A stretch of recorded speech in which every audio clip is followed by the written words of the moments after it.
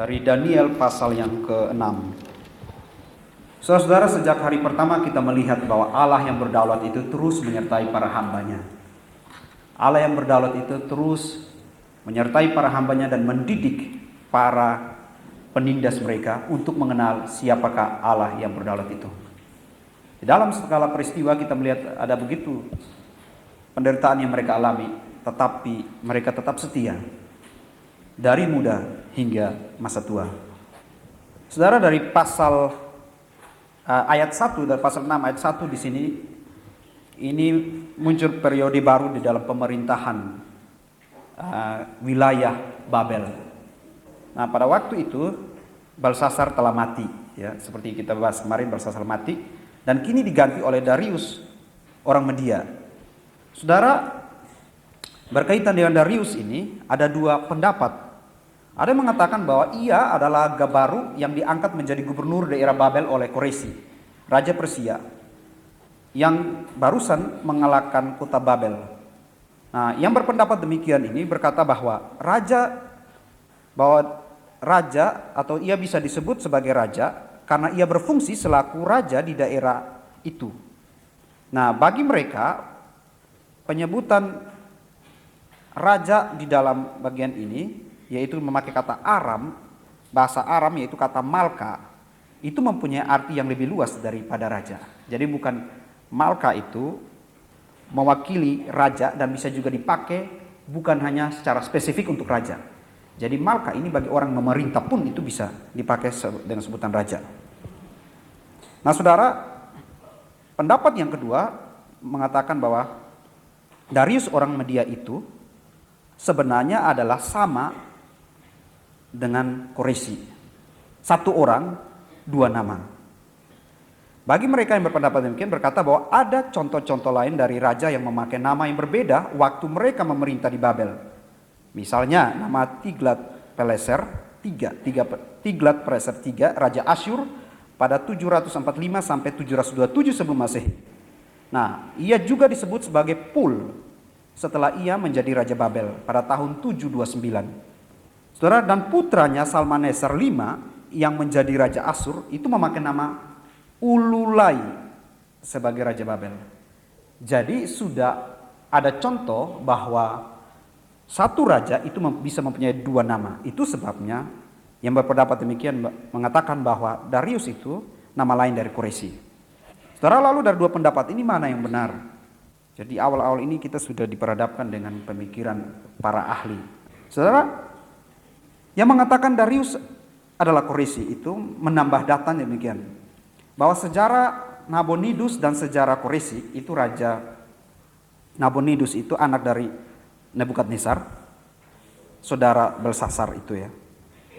Nah, dan dalam sejarah Koresi, dalam catatan-catatan sejarah orang-orang besar ini, mereka mengatakan bahwa pada waktu Koresi merebut Babel, tentaranya tidak perlu memakai kekerasan untuk menaklukkan penduduk Babel, sehingga menjadi seakan-akan penduduk Babel itu memberi tahta kerajaan mereka kepada Koresi.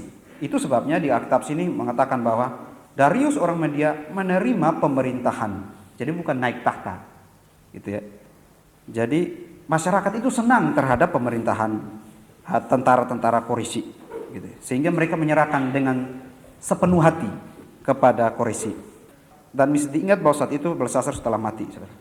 Nah, yang kedua, mereka mengatakan bahwa sama, dua orang ini adalah pribadi yang sama, itu dari usia. Darius dikatakan ia berumur 62 tahun waktu menerima pemerintahan. Nah, saat itu yang bersamaan Koresi pun ini cocok dengan usia Koresi waktu dia memimpin pasukannya merebut Babel. Jadi sama. Itu pendapat yang menguatkan bahwa Koresi dan Darius itu orang yang sama. Saudara, tetapi yang menolak Darius dan Koresi adalah satu pribadi, itu berkata bahwa Darius adalah orang lain, yakni Gabaru atau Gubaru yang menerima jabatan pemerintahan yang sama dengan raja dari Koresi. Kita perlu ingat bahwa siapapun Darius itu, dia adalah seorang pribadi dan dia adalah orang yang memerintah di Babel pasca kerajaan Babel di bawah pemerintahan Nebukadnezar dan Belsasar. Dan peristiwa ini benar-benar terjadi. Itu yang menjadi kekuatan bagi kita untuk membahas selanjutnya daripada ini. Nah saudara, selanjutnya teks kita ini memang tidak memberikan informasi yang jelas kira-kira kapan peristiwa ini terjadi. Tetapi kemungkinan besar saat Daniel diangkat, waktu peristiwa ini terjadi, waktu Daniel diangkat ini, saudara, itu tidak terlalu lama setelah Darius menjadi Raja Babel. Mungkin 2 atau 3 tahun, kurang lebih tahun 537 sampai 536 sebelum Masehi. Jadi ternyata pengangkatan Daniel menjadi pejabat penting ini suatu karir yang baru lagi bagi Daniel. Setelah sekian lama dia dilupakan oleh pendahulu Belsasar itu. Nah, kita juga tidak mendapat informasi lagi di manakah Sadrak, Mesak, dan Abednego itu berada. Nah, pada saat Daniel diangkat, dia membawahi pada bagian 1 sampai 4 situ, dia membawa 120 wakil-wakil raja yang memimpin di seluruh wilayah kerajaan. Dan ada penafsir yang mengatakan bahwa bisa jadi 1, 2 atau 3 raja mewakili satu wilayah yang luas. Sehingga ini tidak bisa kita mengerti bahwa dia atau raja ini memerintah atas 120 wilayah. Satu raja pimpin satu wilayah, satu raja pimpin satu wilayah. Tidak bisa dimengerti seperti begitu. Tetapi dimengerti sebagai 2 atau 3 raja mungkin berkolaborasi memimpin satu wilayah. Nah, status Daniel sini, ini dia bersama 2 pejabat tinggi dan diberi tugas untuk, saudara, memberi pertanggungjawaban supaya raja jangan dirugikan. Nah, saudara, saya bayangkan mungkin Daniel sehari-hari itu bekerja, itu mengoreksi setiap laporan-laporan yang masuk dari para wakil raja, ataupun memantau program-program apa dari raja bagi rakyatnya yang sudah dilaksanakan oleh para wakil raja ataupun yang belum dilaksanakan. Apakah ada wilayah yang kemudian tidak memberi upeti kepada raja, ataupun apakah ada wilayah-wilayah yang berencana memberontak terhadap raja. Dan ada begitu banyak tugas-tugas penting yang raja percayakan kepada Daniel menyangkut kelanggengan kerajaan itu, kelanggengan pemerintahan dari Darius. Dan prestasi Darius itu ditentukan oleh Daniel. Saudara, ini berarti bahwa posisi Daniel itu sungguh amat penting. Dan posisi yang sungguh amat penting ini juga mempunyai resiko yang sungguh amat besar. Saudara, semua orang tentu akan mendekati Daniel dengan segala macam alasan. Dan saya yakin bahwa yang paling banyak mendekati Daniel itu adalah orang-orang yang curang, penipu, dan sebagainya dan seterusnya. Kenapa? Ini dalam rangka pendekatan supaya kalau bisa itu bisa terjadi KKN. Sehingga laporan-laporan dia mungkin itu tidak 100%, mungkin 20% program yang dijalankan, tetapi karena pendekatan pribadi maka laporan dari Daniel kepada raja bahwa wakil raja ini berhasil. Kalau orang yang jujur tidak mungkin dia melakukan pendekatan pada Daniel. Saudara, ini prestasi yang luar biasa. Ayat 4 dikatakan, maka Daniel ini melebihi para pejabat tinggi dan para wakil raja itu karena ia mempunyai roh yang luar biasa. Dan raja bermaksud untuk menempatkannya atas seluruh kerajaannya. Frasa mempunyai roh yang luar biasa ini mempunyai pengertian bahwa Daniel itu mempunyai pengetahuan, keterampilan, kemampuan rohani yang sangat baik. Termasuk juga kesetiaan, tanggung jawab yang luar biasa.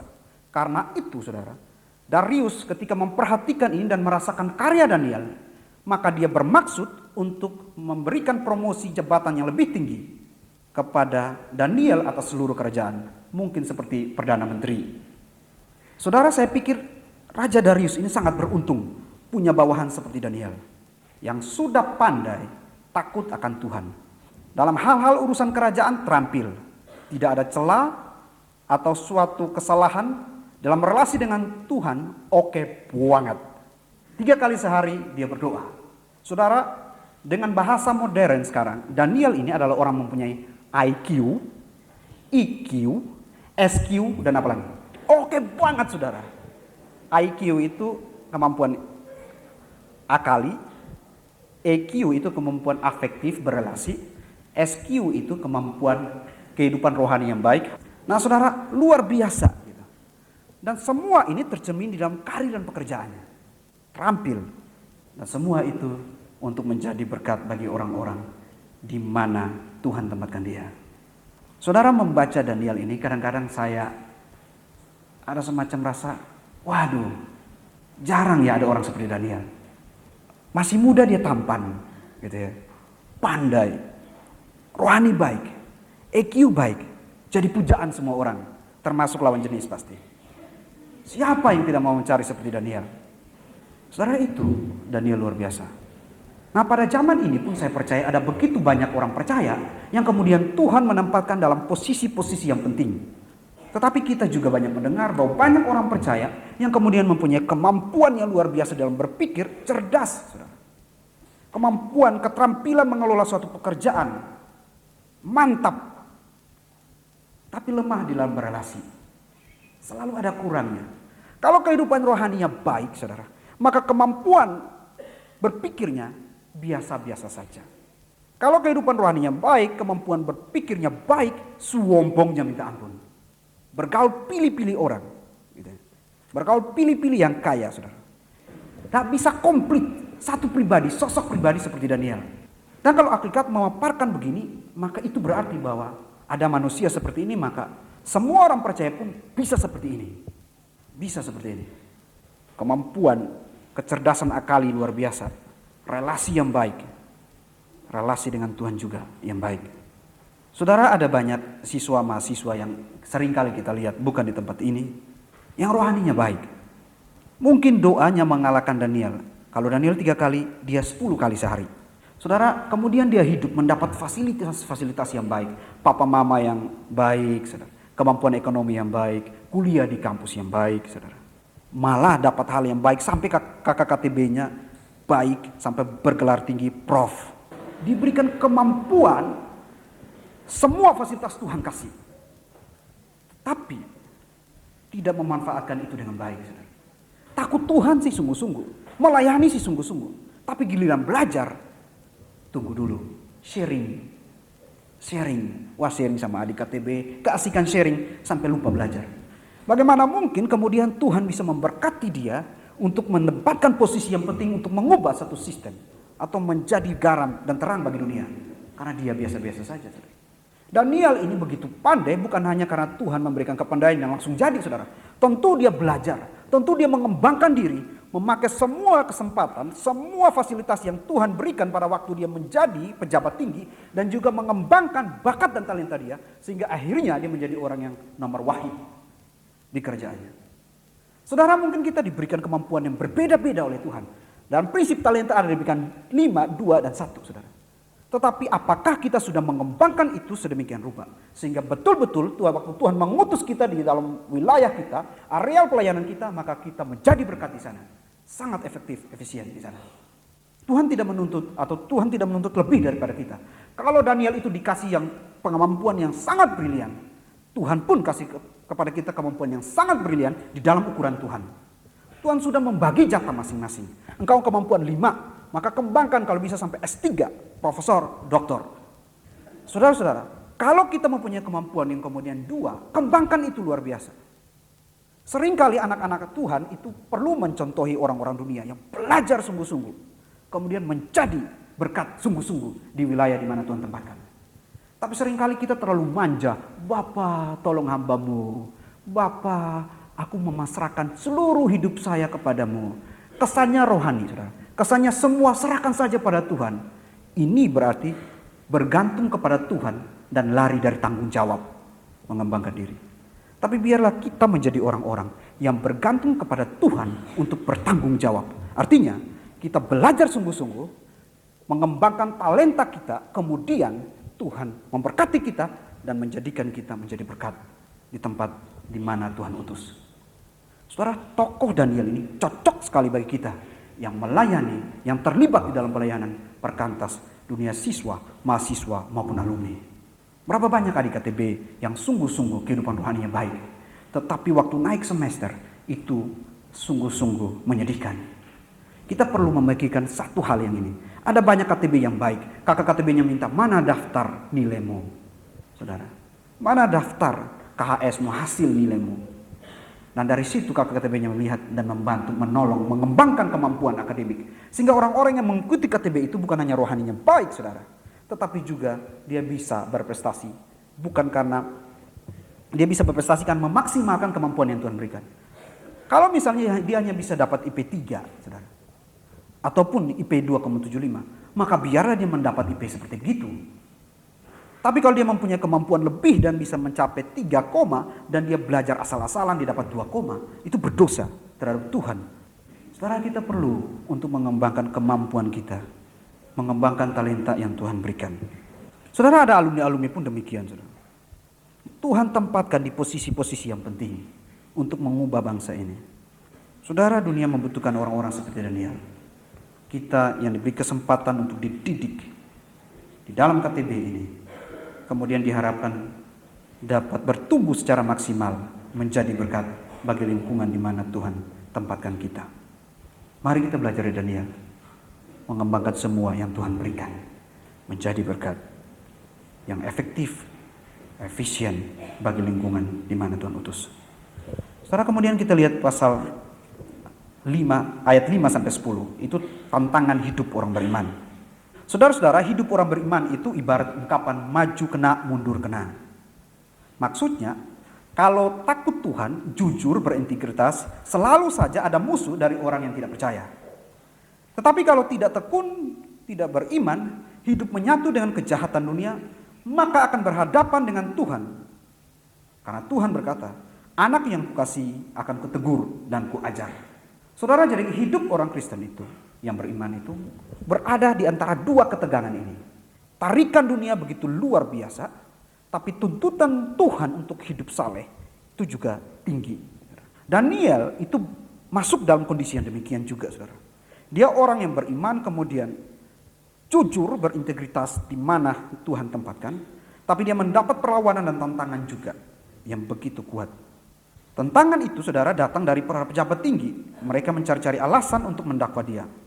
Itu bisa kita lihat dari ayat yang kelima. Kemudian para pejabat tinggi dan para wakil raja itu mencari alasan dakwaan terhadap Daniel dalam hal pemerintahannya, tetapi mereka tidak mendapatkan alasan apapun atau sesuatu kesalahan dan seterusnya. Saudara, kenapa mereka mendakwa Daniel? Apa alasannya? Kalau kemarin kita belajar litbang itu, kira-kira mencari tahu apa penyebabnya. Karena kegagalan mencari akar masalah, pemecahannya juga akan salah. Saudara, saya melihat, saudara, alasan yang paling esensi kenapa sampai muncul fenomena mereka ingin menjebak Daniel dan menjatuhkan Daniel, yaitu iri hati. Saudara, kenapa bisa begitu? Saudara, mereka tahu bahwa Daniel, alasan pertama, mereka tahu bahwa Daniel yang pada waktu itu sudah usia kira-kira 83 tahun itu, sudah cukup usur, akan mendapat promosi jabatan yang lebih tinggi dari mereka, yaitu atas seluruh kerajaan. Ayat 4 di situ kita lihat. Yang kedua, bagi mereka itu perbedaan ras, saudara. Ia seorang Yahuda, bahkan orang jajahan, orang buangan. 6 ayat 14. Masa ia harus memimpin wilayah yang ada, wilayah yang adalah kapling kami? Bukankah kami lebih layak, masih muda, kuat, dan bisa bertahan lama hidup untuk membantu raja? Yang ketiga, saudara, Daniel inilah orang yang jujur, setia, berintegritas, dapat dipercaya dan disandari. Ayat 5, saudara bisa bandingkan di situ. Dan wakil-wakil raja yang biasa tidak jujur pasti mengalami masalah dengan Daniel. Saudara, pasti merupakan menjadi masalah karena sulit bagi mereka untuk kemudian bisa berkompromi dengan Daniel dan melaporkan hal-hal yang baik tentang mereka. Biasanya orang jahat demikian, selalu membinasakan atau mengusahakan supaya orang yang mencegatnya dengan kebenaran-kebenaran itu dijatuhkan. Nah, saudara, mari kita lihat kenapa sampai bisa alasan-alasan iri hati ini bisa terjadi, saudara. Mari kita mengkaji. Pertama, saudara, mereka iri hati karena Daniel pada waktu itu sudah 8 tahun. Daniel mendapat promosi jabatan, saudara. Iri hati itu. Saudara, hal ini sebenarnya kalau kita melihat baik-baik, ini bukan salah Daniel, saudara. Tapi ini adalah semata-mata kemauan raja. Saya tidak menemukan salah Daniel pada bagian ini, saudara. Lalu kenapa mereka memusuhi dia? Lagi pula, bukankah mereka tidak dirugikan sama sekali saat Daniel ingin dipromosi mendapat jabatan tinggi? Tidak dikatakan waktu itu bahwa Daniel itu mendapat promosi tinggi, raja bermaksud mengangkat jabatan Daniel, kemudian raja bermaksud merendahkan jabatan mereka, bahkan memecat mereka semua. Tidak, saudara, mereka tidak rugi di sini. Tapi kenapa mereka berusaha untuk menjatuhkan dia? Saudara, ini alasan yang iri hati ini, alasan yang tidak rasional, saudara. Mereka membenci karena orang mendapat promosi jabatan. Tidak ada rugi kan mereka? Dan kalau mereka harus marah atau benci, bukankah mereka harus benci pada raja? Kan raja yang memberikan. Kenapa kebenciannya diarahkan kepada Daniel? Saudara, ini sesuatu yang sangat konyol. Jadi litbangnya payah kalau mau dibilang. Kacau balau. Identifikasi masalah yang salah, pemecahannya juga salah.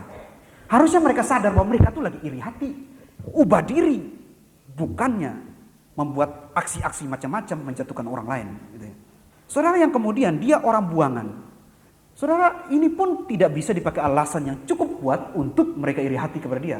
Saudara, dia orang buangan, tapi mesti diingat dia sudah tua 83 tahun kira-kira, dan dia sendiri lagi di situ. Sadrak, Mesak, Abednego itu jauh atau tidak ada catatan di sini. Seorang diri di situ.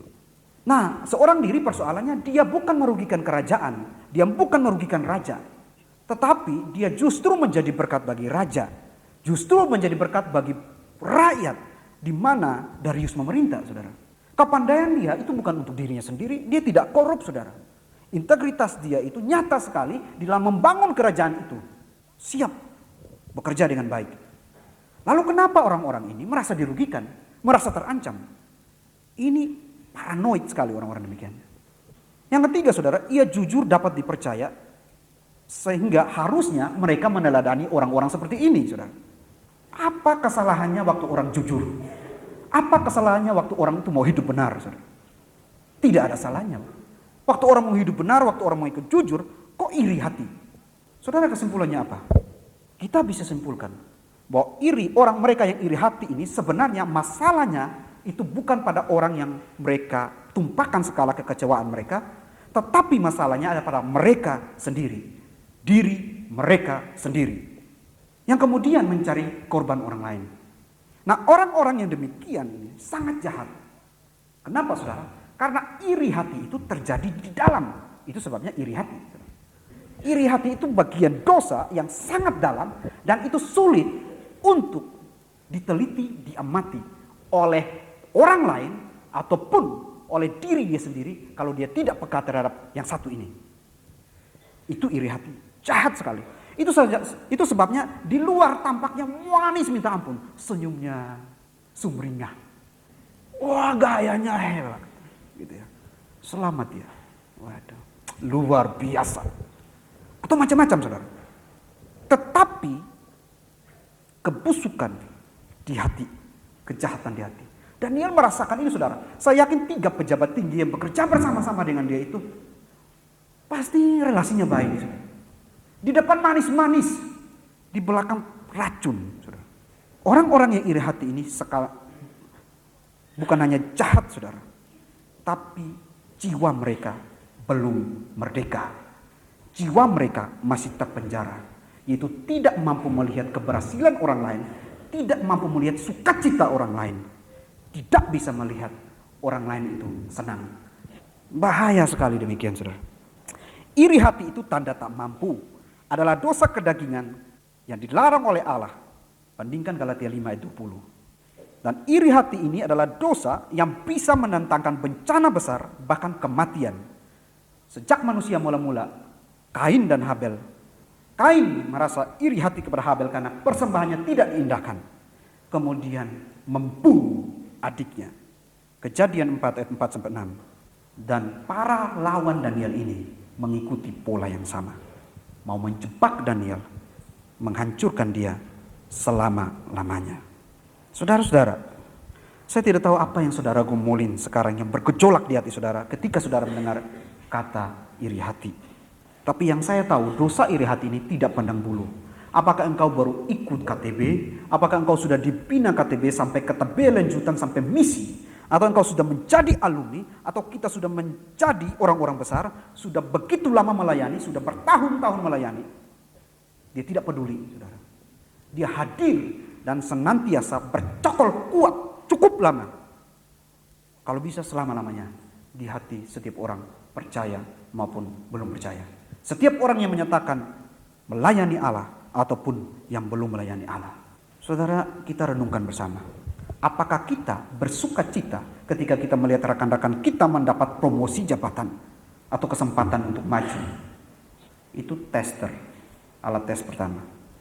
Apakah kita turut mendukung dan bersuka cita atau menghambat dengan mencari-cari kesalahan, menghakimi, mengkritik, menjatuhkan? Saudara, ketika kita melihat rekan KTB kita dipuji karena hafal ayat lancar, gitu ya. Kita hafal ayat sebut saja, itu kak ini ada di sini tapi alamatnya tidak jelas. Kemudian kakak KTB-nya, waduh, kalian harus rajin seperti dia. Gitu. Kemudian muncul rasa, kok saya tidak dipuji? Gitu.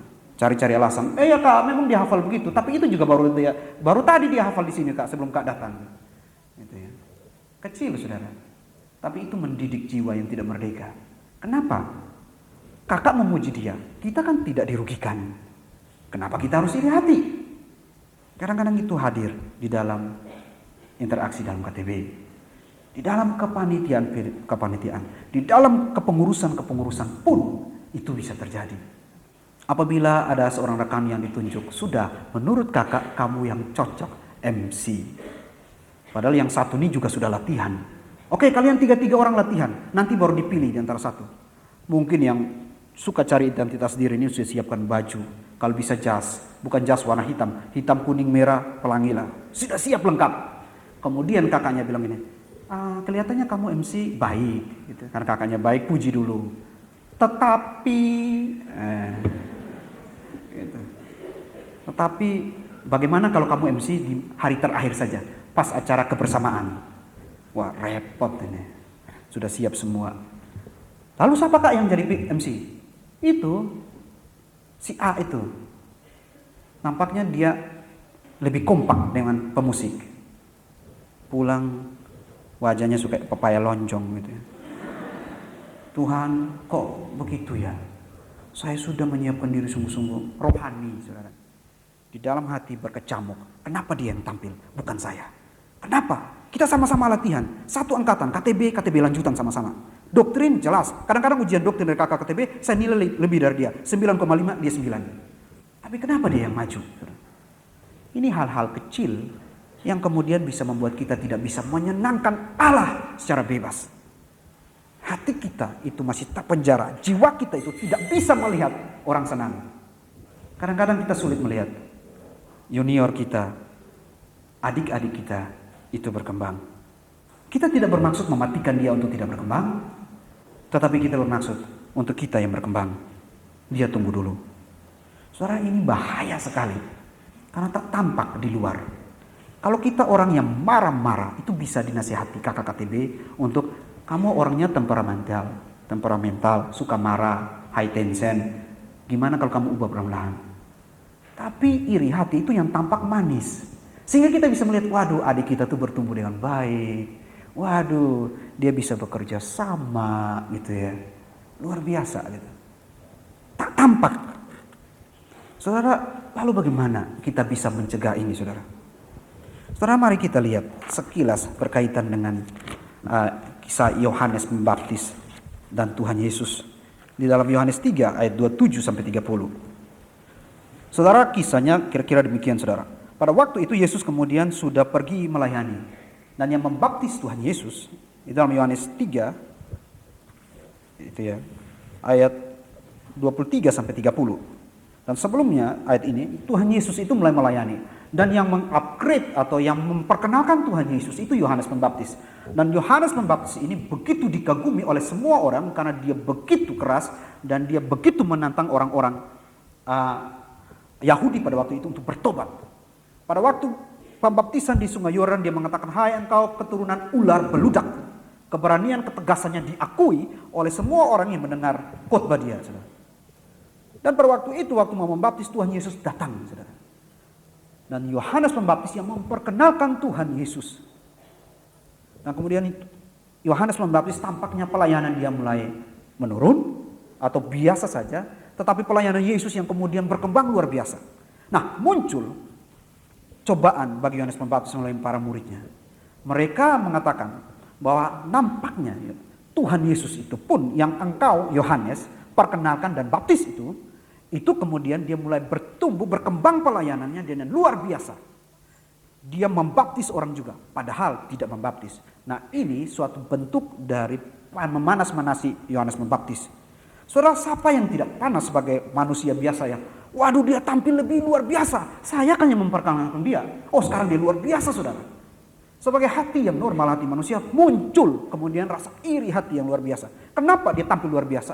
Dan sekarang bukan hanya dia tampil luar biasa, tetapi dia menarik simpati semua murid-murid. Problem lagi. Kalau Yohanes itu mempunyai problem identitas diri yang tidak jelas, dia mempunyai jiwa yang terpenjara, jiwa yang tidak merdeka, yang tidak mampu melihat kesenangan orang lain, keberhasilan orang lain, maka dia jatuh di dalam cobaan itu. Tetapi mari kita lihat bagaimana Yohanes berinteraksi terhadap masukan atau panas-panasin dari murid-muridnya ini. Yohanes berkata dalam ayat 27, tidak ada seorang pun yang dapat mengambil sesuatu bagi dirinya kalau tidak dikaruniakan kepadanya dari surga. Kamu sendiri dapat memberi kesaksian bahwa aku berkata, aku bukan Mesias, tetapi aku diutus untuk mendahuluinya. Yang empunya mempelai perempuan ialah mempelai laki-laki. Tetapi sahabat mempelai laki-laki yang berdiri dekat dia dan yang mendengarkannya sangat bersukacita mendengar suara mempelai laki-laki itu. Itulah sukacitaku, dan sekarang sukacitaku itu penuh. Ia harus makin besar, tetapi aku harus makin kecil. Oh, luar biasa sekali, saudara. Jiwa yang merdeka itu bebas dari godaan iri hati itu. Bersukacita luar biasa. Tampilan Kristus membuat Yohanes sukacitanya penuh.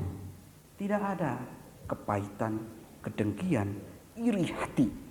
Ia harus semakin besar, tetapi aku harus makin kecil. Dia mengerti visi dan misi dia. Identitas dia jelas. Mari kita belajar.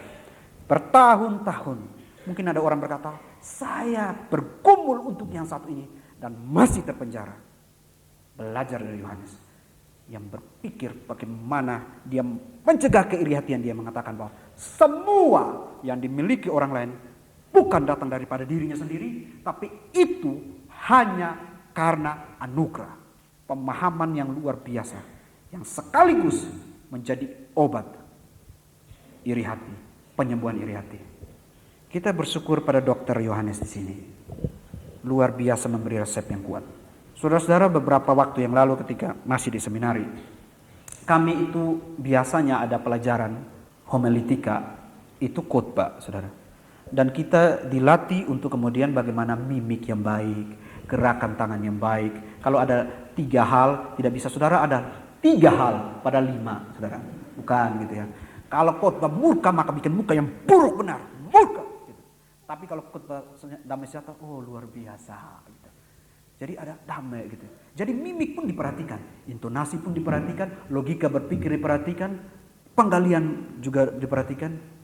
Semua itu diperhatikan.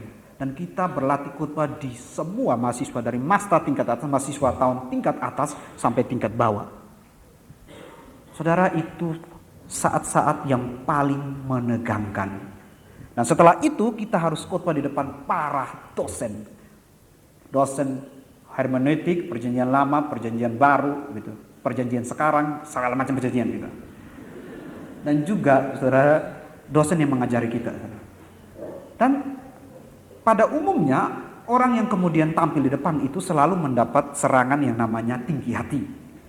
Kalau dia tidak tinggi hati maka serangan dari teman-temannya biasanya. Nah saudara, bertahun-tahun hal-hal tersebut biasa diulangi terus, saudara. Nah, ada seorang teman kemudian dia nampaknya luar biasa, berhasil. Dia mantap, kemudian dia naik mimbar khotbah. Nah, dalam khotbah saya duduk di samping ada teman saya yang memang luar biasa juga pandai berkhotbah. Nah, ini repotnya, saudara. Repotnya apa, saudara? Teman yang pandai ini Seringkali ketika ada khotbah yang baik dari pembicara, maka dia mencatat, saudara, kesannya serius. Tapi catatannya apa? Noel, itu tafsiran dia ambil dari Philip Yancey. Gitu loh. Jadi orang sudah berbicara mungkin bisa jadi ya, tapi itu sudah penggalian yang begitu luar biasa. Dia kasih catatan itu. Maksudnya apa? Jangan terlalu melongok terhadap dia. Jangan terkagum-kagum terhadap dia. Karena itu ada di buku juga. Gitu. Waduh, saudara. Gimana konsentrasi terganggu? Tahun berikutnya saya duduk lagi pas di samping dia. Karena memang kursi di saat ditentukan. Semester ini kamu harus duduk sama siapa?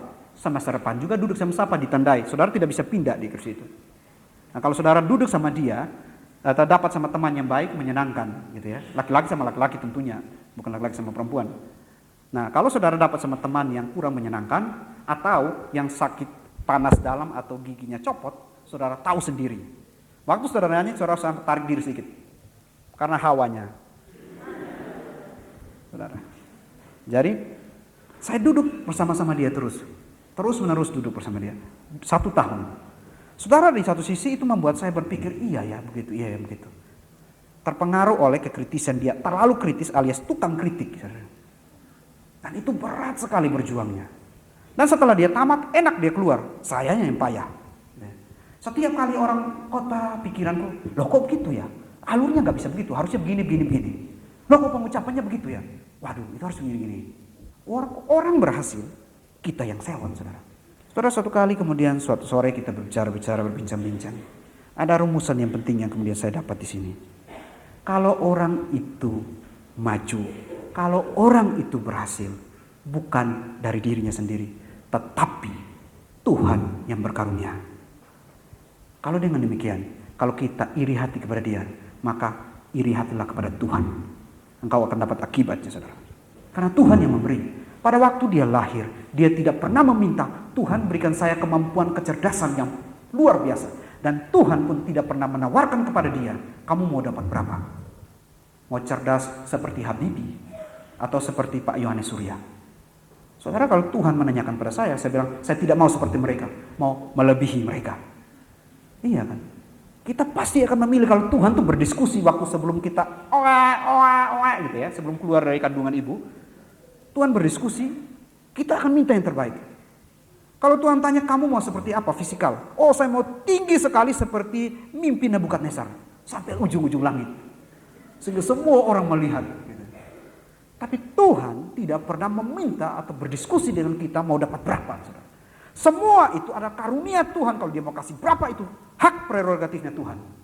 Karena itu kalau Tuhan kasih kita kemampuan yang sedang-sedang, manfaatkan, maksimalkan. Kalau Tuhan kasih kita kemampuan talenta yang 5, kemampuan berpikir yang tajam pada waktu dosen menerangkan, fisika, kimia, matematika, PMP, saudara kita bisa tangkap dengan jelas. Cepat sekali kita tangkap, saudara. Sekali dijelasin, kita mengerti. Tetapi saudara, kalau Tuhan kasih kita kemampuan bisa musik, saudara. Kalau main musik tuh feelingnya luar biasa pas, gitu. Tetapi kalau disuruh hitung, wah itu ruwet gitu. Hitung uang ya gitu ya. Saudara, kita memberikan karunia yang berbeda-beda. Mari kita kembangkan kemampuan kita. Kalau Tuhan pakai dia, bersyukur. Karena saya tidak mempunyai kemampuan seperti dia, karena itu Tuhan ingin memakai dia untuk menjangkau lebih banyak lagi orang untuk datang kepada dia. Kalau saya dikasih kemampuan begini, bersyukur juga. Karena Tuhan bisa memakai saya untuk menjangkau mungkin sedikit orang. Tetapi yang pasti melayani bagi Tuhan. Ini cara berpikir kesatuan tubuh Kristus.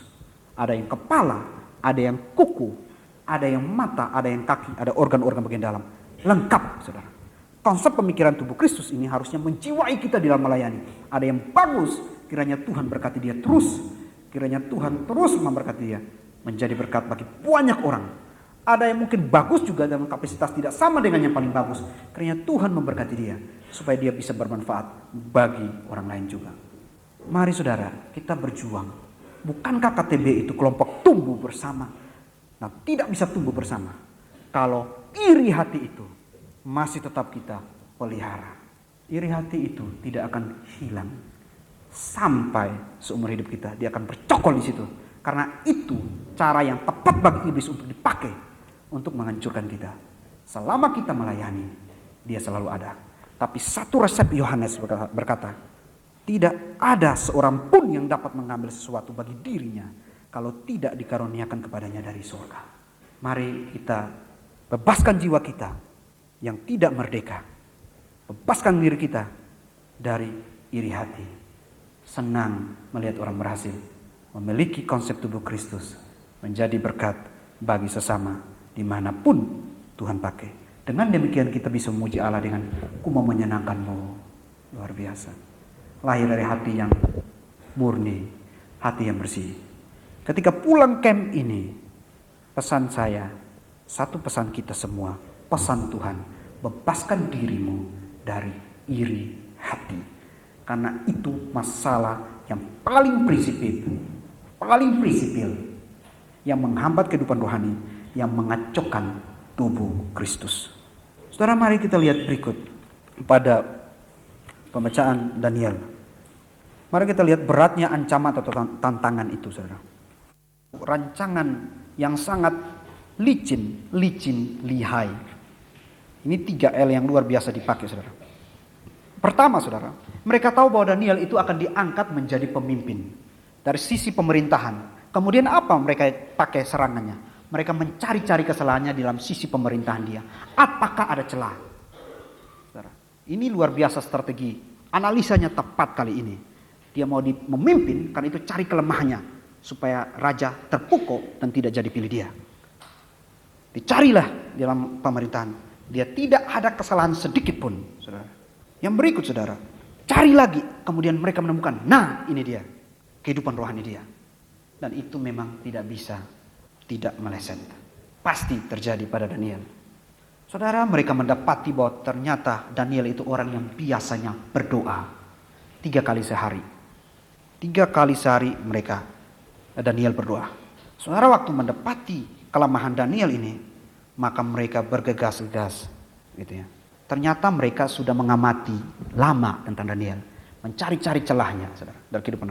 Kemudian dikatakan mereka bergegas-gegas kepada raja, mereka berembuk, konspirasi, kemudian membentuk suatu peraturan baru, saudara. Demi menghancurkan Daniel, ada peraturan-peraturan yang keluar, saudara. Cepat membuat peraturan-peraturan dan usul pada raja.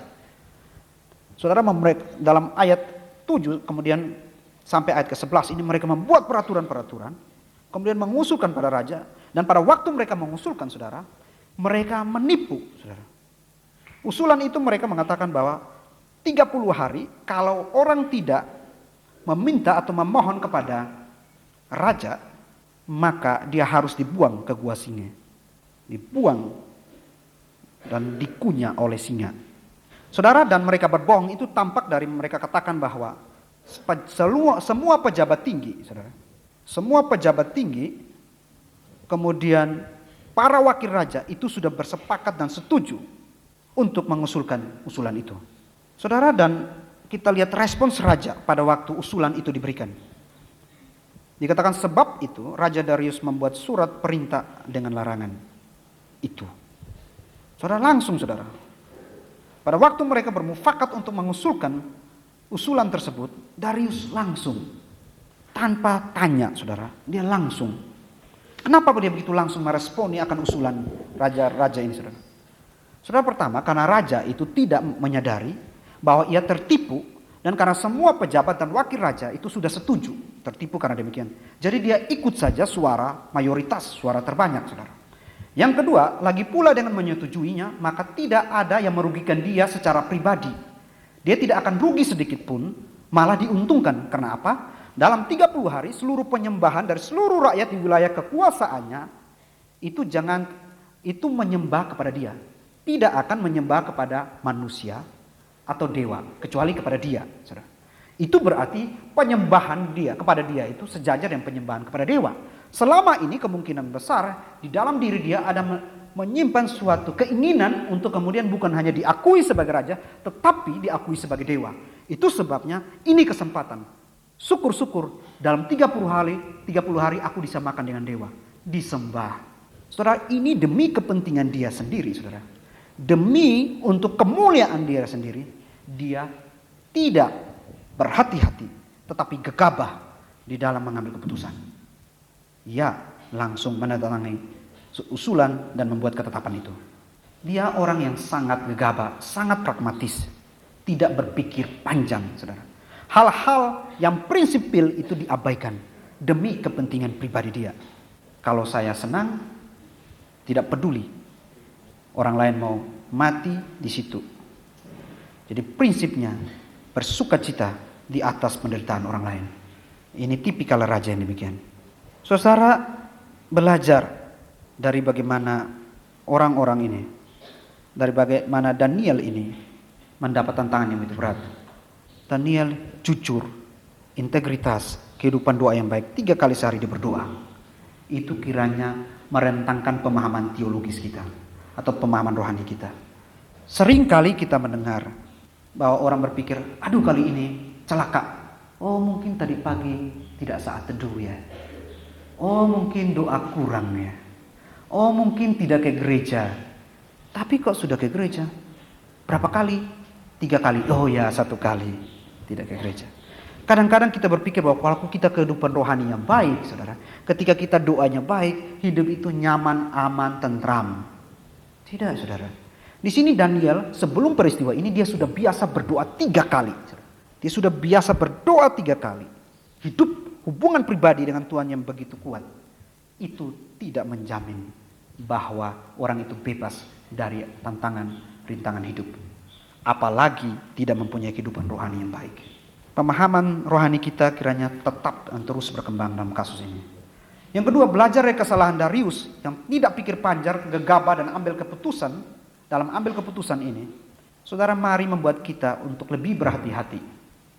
Mendapatkan usulan-usulan dari teman-teman ataupun pemikiran-pemikiran yang kelihatannya baik karena banyak orang melakukannya. Nah, mari kita belajar untuk kemudian berhati-hati. Berhati-hati terhadap egoisme kita.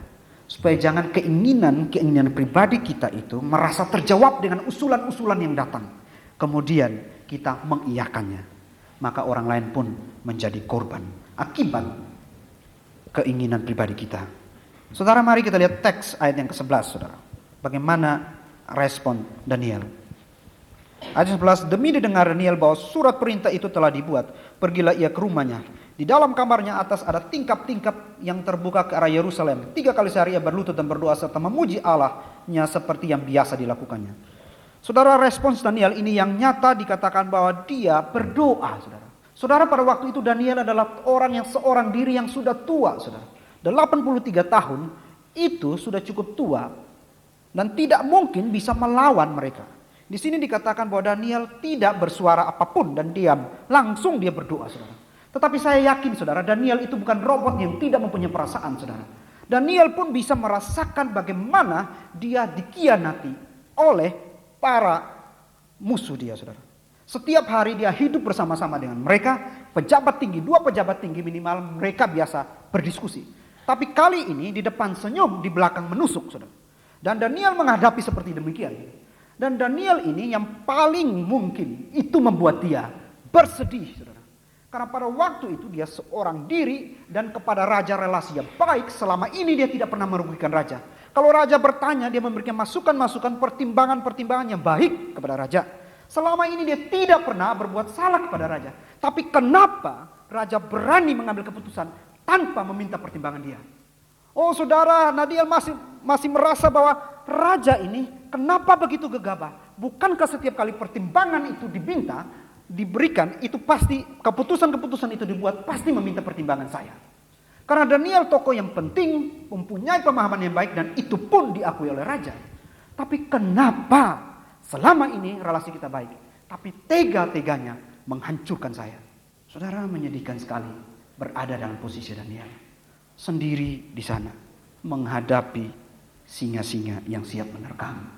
Tidak mudah, saudara. Perasaan Daniel ini itu bisa muncul demikian. Merasa tertusuk, merasa gagal di dalam konspirasi yang begitu besar. Saudara, di dalam pergumulan Daniel berdoa kepada Tuhan. Dikatakan di atas rumah dia tingkap-tingkap yang terbuka ke arah Yerusalem. Dan dia berdoa menghadap sana. Kenapa, saudara? Saudara, saya memikirkan kehidupan Daniel itu sudah lama di kerajaan itu. Dan dia diangkat ke pembuangan itu pertama kali. Kemudian waktu dia memimpin itu, kemudian ada pembuangan yang kedua kali, dia masih di sana. Dan pembuangan yang ketiga kali pun dia masih di sana. Saudara, saya membayangkan setiap kali, saudara, Daniel berdoa ke Yerusalem itu, menghadap Yerusalem, dia berdoa, Tuhan, kapan waktunya saya kembali ke tanah perjanjian saya? Kapan saya kembali ke tanah leluhur saya? Pada waktu dia berdoa, dia menatap arah ke Yerusalem. Seakan-akan jiwa dia berteriak, Tuhan, kapan engkau menyelamatkan bangsa ini? Kapan engkau membawa saya kembali ke tanah leluhur saya? Kapan saya bisa beribadah dengan baik tanpa ada rintangan dan tantangan yang ada? Setiap kali dia berdoa, 3 kali sehari memandang ke Yerusalem. Seakan-akan menantikan kapan waktu yang terindah itu yang akan Tuhan nyatakan kepada dia. Tetapi sekarang Tuhan, bagaimana mungkin saya akan bisa sampai ke sana?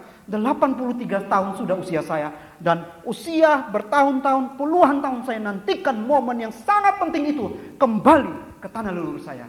Kini pupus karena keputusan raja itu. Tuhan, saya rindu kembali ke tanah saya. Saya rindu kembali beribadah, berkumpul bersama-sama seluruh rakyat saya, umat pilihanmu, beribadah dengan baik. Tapi kali ini Tuhan, keputusan telah dijatuhkan. Air tempayan yang ditumpahkan tidak bisa kembali lagi ke tempayan itu. Vonis dijatuhkan, siap mati. Tidak ada harapan lagi. Pada waktu dia memandang, awal-awal dia punya pengharapan memandang Yerusalem bahwa Tuhan, engkau menyertai Sadrak, Mesak, dan Abednego. Engkau menyelamatkan mereka dan sekarang raja baru memimpin kerajaan ini. Itu berarti ada kesempatan kami pergi, kami pulang ke sana Tuhan.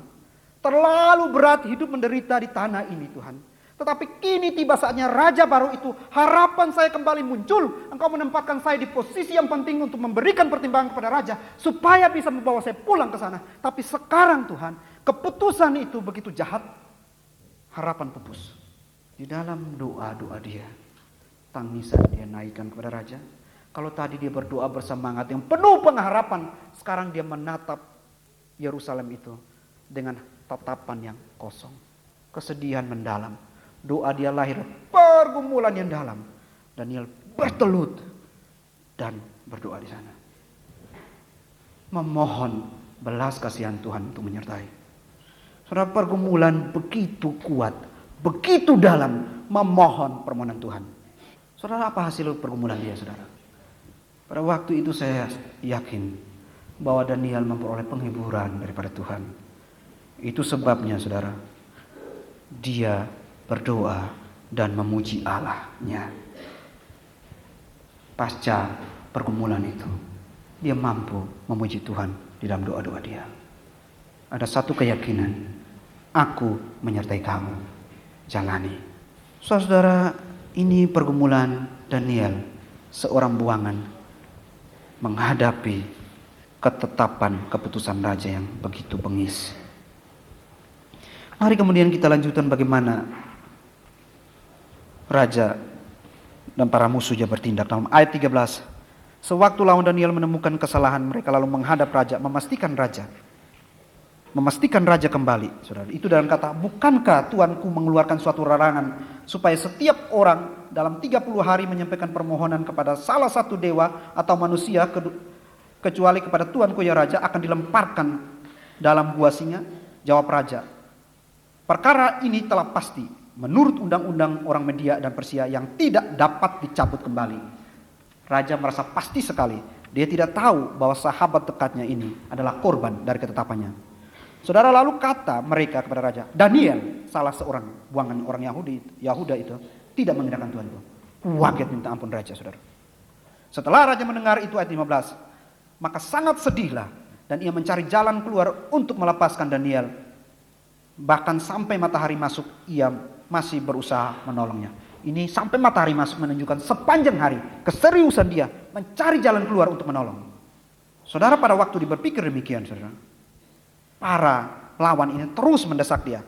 Lalu bergegas-gegaslah orang itu menghadap raja serta berkata kepadanya, ketahuilah ya raja, bahwa menurut undang-undang orang Persia dan media itu tidak ada larangan atau penetapan yang dikeluarkan raja yang dapat diubah.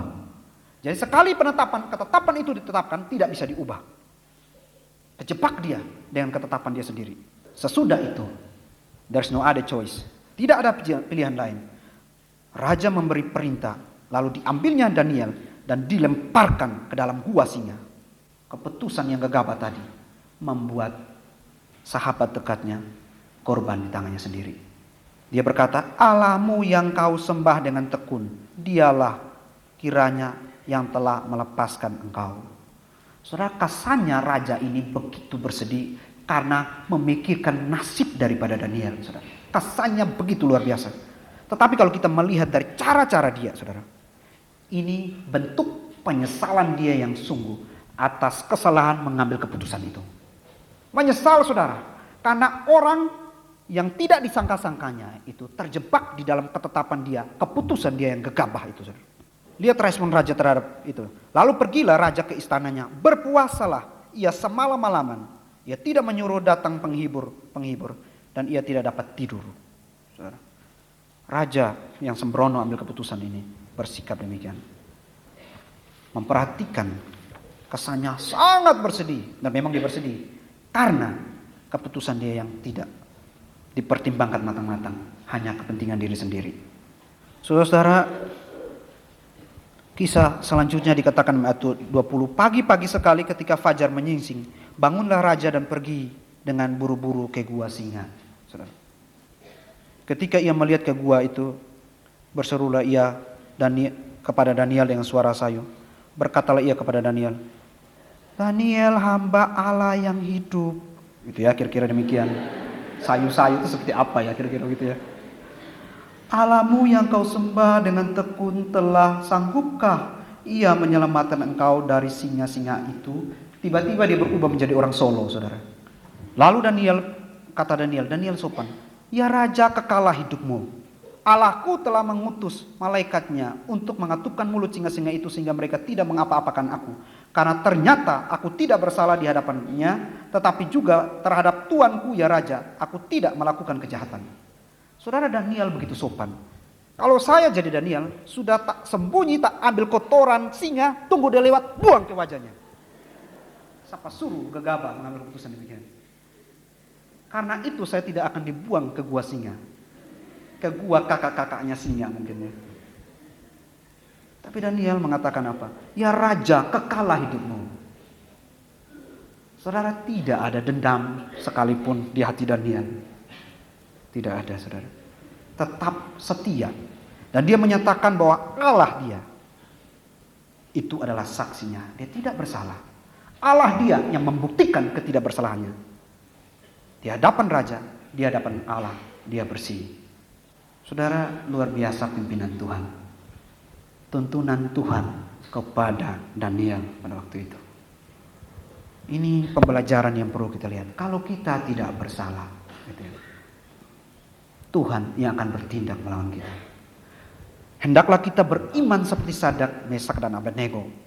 Kalau Tuhan mau, dia akan menyelamatkan. Kalau tidak pun, kami tidak akan menyembah pada raja. Bergantung pada kehendak Allah. Saudara, pada waktu kita mengeksposisi Daniel secara bersama-sama, seringkali kita disuguhkan kisah bagaimana orang-orang yang setia itu kemudian mendapat perlindungan Allah. Kiranya kita jangan kemudian hanya memfokuskan, menyempitkan pemahaman teologis kita, bahwa kalau begitu saya akan aman dan tentram selama-lamanya. Kalau begitu maka saya akan selamat dari tindasan tekanan. Kalau nanti pulang ada ular di situ, saya langgar saja, aman, Tuhan sertai. Bukan begitu, saudara. Tetapi hendaklah kita mempunyai iman bergantung kepada kedaulatan Allah. Allah yang berdaulat atas segala bangsa itu bergantung kepadanya, kepada kehendak Allah. Pada waktu Daniel mengalami pergumulannya, dia berdoa, menyuarakan jeritan hati dia kepada Bapa, dan biar kehendak Bapa yang nyata. Seandainya dia mati pun siap. Karena bukankah taruhan kita di dalam melayani adalah nyawa kita? Bukankah Kristus mati bagi kita, yang menginspirasikan kita untuk siap mati juga bagi dia? Sehingga ketika kita mengalami pergumulan yang kemudian bisa membuat kita mati, jangan pernah ragu, Allah menyertai. Kalau dia tidak menyertai di dunia, dia menyertai membawa kita ke surga. Mari kita lihat kemudian bagaimana raja itu bertindak. Lalu sangat bersukacitalah raja dan ia memberi perintah supaya Daniel itu ditarik dari dalam gua. Maka ditariknya Daniel dari dalam gua itu dan tidak terdapat luka apa-apa padanya, karena ia percaya kepada Allahnya. Raja memberi perintah, lalu diambillah orang-orang yang telah menuduh Daniel dan mereka dilemparkan ke dalam gua singa, baik mereka maupun anak-anak dan istri-istri mereka. Belum lagi mereka sampai ke dasar gua itu, singa-singa itu telah menerkam mereka, bahkan meremukkan tulang-tulang mereka. Saudara, rupanya raja itu mengamati. Pada waktu kemudian dia menghukum, dia menatap, dia melihat bersama-sama dengan Daniel pada waktu itu. Jadi pada waktu para penuduhnya itu diperintahkan untuk dibuang bersama anak-anak, bersama keluarga, sekali buang, pelap, gitu, habis dikunyah, gitu. Bukan hanya dicabik-cabik, dikunyah oleh singa. Habis. Rencana memasukkan Daniel ke perut singa, akhirnya mereka yang masuk ke perut singa. Saudara, Daniel hanya berdoa, Allah bertindak, menyelamatkannya dan memakai Darius untuk membunuh para musuhnya. Setiap kali tuduhan-tuduhan kepada kita pada waktu kita pelayanan, setiap kali orang kemudian menggosip, memfitnah kita ketika kita pelayanan, jangan pernah membalas fitnah itu. Biarkan Tuhan yang berperkara dengan orang-orang yang demikian. Saudara, akan tiba waktunya engkau akan merasakan seperti kata pengkhotbah, He make all things beautiful in His time. Ada waktu-waktu yang indah. Pada waktu itu Tuhan memberikan kesempatan untuk melihat, untuk kita melihat dengan mata kepala bahwa musuhmu ditaklukkan karena engkau mengandalkan aku. Bukankah seringkali kita mempunyai pengalaman seperti itu? Di dalam pelayanan kemudian kita ada melihat bahwa betapa banyak orang atau ada orang-orang yang seringkali mencari kesalahan kita. Justru dia yang mendapat kesalahan. Bukankah seringkali orang memfitnah kita, justru pada waktu kita berdiam dan berdoa, dia yang mendapatkan fitnah itu kembali. Bumerang bagi mereka. Begitulah karya Tuhan. Ketika kita berharap bergantung sepenuhnya, membawa semuanya itu pada Tuhan. Itu sebabnya saudara, jangan balas jahat dengan jahat, saudara. Jangan melempar rumah orang itu dengan kapas yang berisi bom. Jangan balas, saudara. Tuhan yang berperkara. Mati, hancur, dikunyah-kunyah oleh singa mereka. Dan apa upah dari Daniel ini, saudara? Daniel kemudian melihat bahwa Allah dia itu ditinggikan. Allah yang disembah, yang tadinya dia sendiri menyembah di kerajaan itu, kini ditinggikan. Saudara, Darius mengirim surat kepada orang-orang dari segala bangsa, suku bangsa dan bahasa yang mendiami seluruh bumi. Bunyinya, bertambah-tambahlah kiranya kesejahteraanmu. Ini sama seperti bunyi salam dari Nebukadnezar yang sudah mengalami perubahan itu. Bersama ini kuberikan perintah bahwa di seluruh kerajaan yang dikukuasai, orang harus takut dan gentar kepada Allahnya Daniel. Harus takut dan gentar. Sebab dialah Allah yang hidup, yang kekal untuk selama-lamanya. Pemerintahannya tidak akan binasa, kekuasaannya tidak akan berakhir. Dia melepaskan dan menolong dan mengadakan tanda dan mujizat di langit dan di bumi. Dia yang telah melepaskan Daniel dari cengkraman singa-singa. Saudara, kembali lagi, ketabahan anak-anak Tuhan di dalam penderitaan itu mendatangkan bukan hanya berkat bagi diri mereka, tapi kemuliaan bagi nama Tuhan. Ayat 29 dikatakan, dan Daniel itu mempunyai kedudukan yang tinggi pada zaman pemerintahan Darius dan pada zaman pemerintahan Koresi orang Persia. Kemudian dia yang tadinya hendak direndahkan, yang tadinya hendak dibinasakan, kemudian diangkat oleh Tuhan, menempatkan posisi yang sangat tinggi di dalam kerjaan itu. Berkat Tuhan itu akan datang kepada kita pada waktu kita taat, tidak berusaha membalas kejahatan atas kejahatan. Mari kita terus merenungi kehidupan Daniel ini, saudara. Kalau kita melihat dari pasal 1, Daniel mereka hidup sulit. Sebagai pemuda-pemuda belia, mereka sulit di sana. Tapi mereka bertekad untuk tidak menyadiskan diri.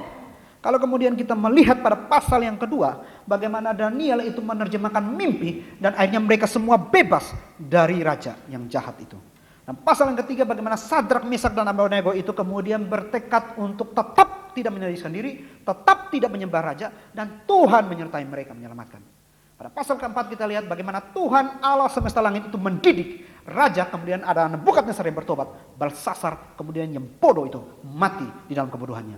Dan pada pasal ini kita melihat bagaimana Tuhan kembali mendidik raja baru ini, bahwa keputusanmu yang sembrono, bahwa engkau sebenarnya bukanlah yang harus disembah, Allah semesta langit yang harus disembah. Kemudian dia meninggikan nama Tuhan di sini. Di sini kita melihat ada karya Allah, ada tangan Allah yang kuat, yang berdaulat itu kemudian menyertai kehidupan orang percaya dan memberi kesaksian bagi bangsa-bangsa kafir di pembuangan itu bahwa sebenarnya mereka adalah manusia biasa yang tidak berdaulat. Allah yang berdaulat. Kalau mereka mempunyai kekuasaan, itu semata-mata dari Allah. Saudara, pemahaman akan Allah yang berdaulat ini, saudara, ini kiranya mengantar kita di dalam pelayanan, menguatkan kita supaya visi Tuhan kepada kita untuk menjadi garam terang, menjadi berkat bagi seluruh dunia itu tercapai. Bersama-sama dengan Allah yang berdaulat itu, kita melayani Allah, menyempurnakan proyek besar Allah.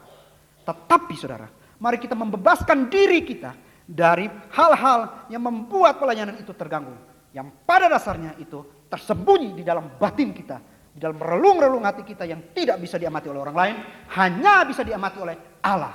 Karena itu, buang iri hati itu, sehingga engkau bisa bebas menjalani panggilan Allah di dalam dunia. Engkau bisa bebas memuliakan Allah di dalam hidupmu, seumur hidupmu, bersama-sama dengan Allah, melayani Dia sampai Tuhan datang kembali.